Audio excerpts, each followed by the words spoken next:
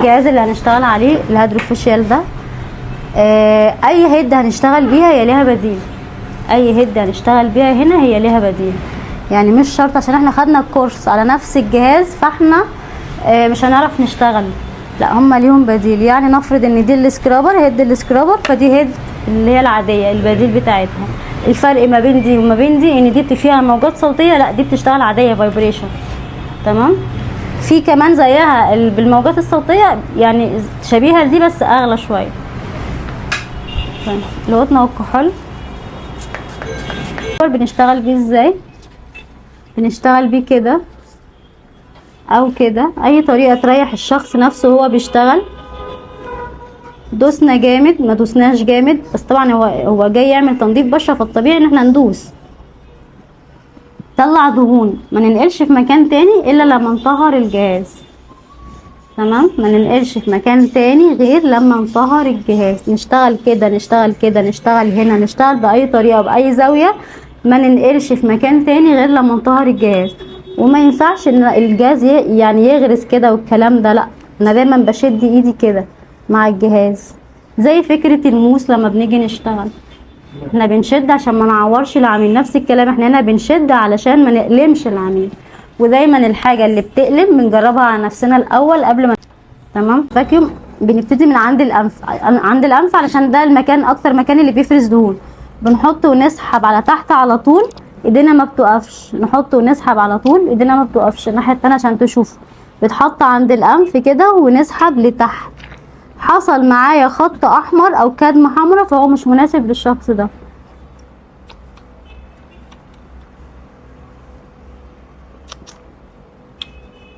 دايما بنستخدم بسرعه بسرعه بسرعه كده. طيب لما اجي استخدمه ما ينفعش ينفعش احط الجهاز واشفط كده او اسحب لبره كده، ده ممنوع. انا دايما بحط واسحب لتحت لما هو يسيب لوحده. احط كده واسحب لتحت لما هو يسيب لوحده، لكن ما طلعش ايديا لفوق. ميه ما تخافش اللي جواه ميه.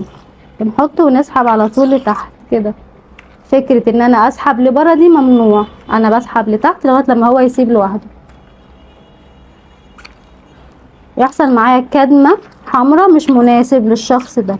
طيب انا عملت مره بس مكان الجهاز احمر يعني ما رجعش على نفس المكان ده تاني. طبعا المكان او المناخير اكتر مكان ممكن نشتغل فيه مره واتنين لان هو بيستحمل وبيكون فيه دهون. هو بيتحمل، المكان ده بيتحمل عشان بيكون فيه دهون كتير كمان.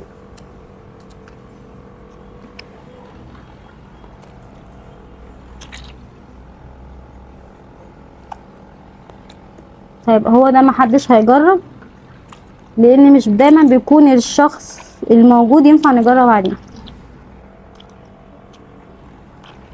لكن ممكن نجرب بالبديل.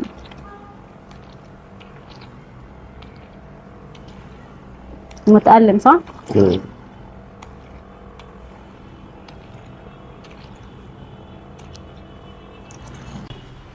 ده البديل. نسحب. لو اشتغلنا وحصل كدمة او حصل علامة حمراء، ده نادر جدا لما يحصل، ما بنكملش بيه، لكن هو اخف من التاني. نقدر نشتغل مرة واتنين والوش ما يحصلوش حاجة. واخرنا عند الشغل العظمة دي باي اجازة، اخرنا عند العظمة دي ما نتعدهاش، تحتيها حد حابب يجرب؟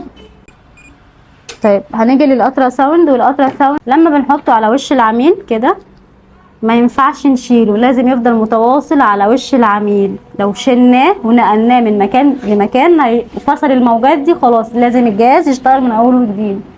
هنا في موجات متواصله، لازم الموجات دي تكون متواصله لغايه لما اخلص الجلسه.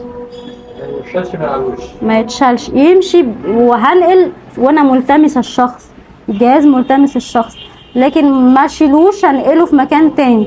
هسمع صوت الزنة والموجات هتشتغل، لا بس هي خلاص الفكره بتاعت الموجات والتواصل اللي بينه وبين العميل خلاص هي انتهت. لازم تقفل الجهاز وتشغله من اول وجديد علشان بتكون بتعمل الجلسه من اول وجديد.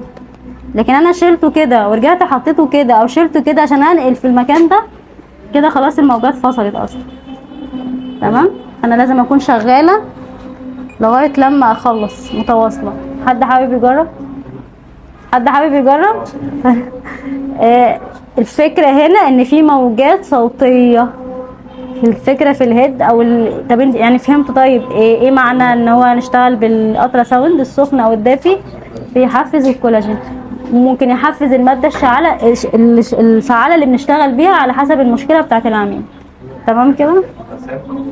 يعني كان ما ممكن عميل يكون عنده حبوب.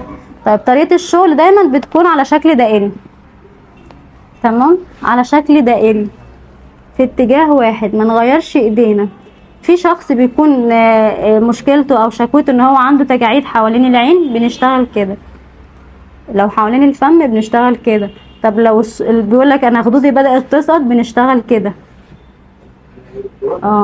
ايه